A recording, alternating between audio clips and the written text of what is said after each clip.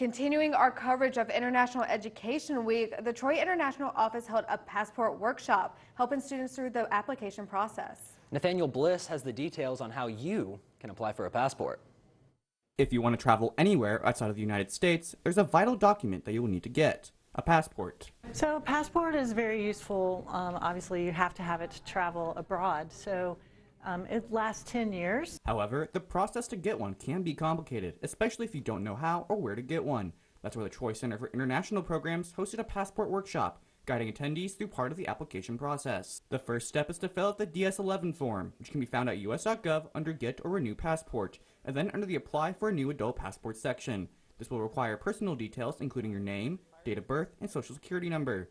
Be sure to take other personal identifying details for the next step, going to the passport office. You can go to any passport office in the country, but when you go, you have to take your filled out DS-11 form unsigned. Don't sign it till the passport officer tells you to. You will need 2 passport photos, which can be made at stores like CVS or Walgreens, as well as another form of photo identification. You will also need your birth certificate. You have to have your original birth certificate.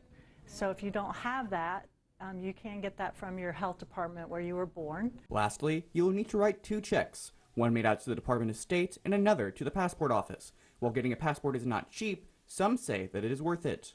It costs $165 total for a passport, but like I said, it lasts 10 years. So, you know, it's only about $17 a year to have a photo ID that you can use for anything, really. Once the application is complete, it will take about 4 to 6 weeks for the passport to arrive. Then, the world is yours to explore. Nathanial Bliss, Troy, TrojanVision News.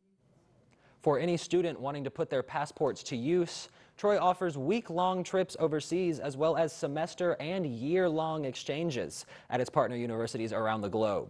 For more information, visit the Troy Abroad website at the URL shown on your screen or contact Sarah McKenzie at semckenzie@troy.edu.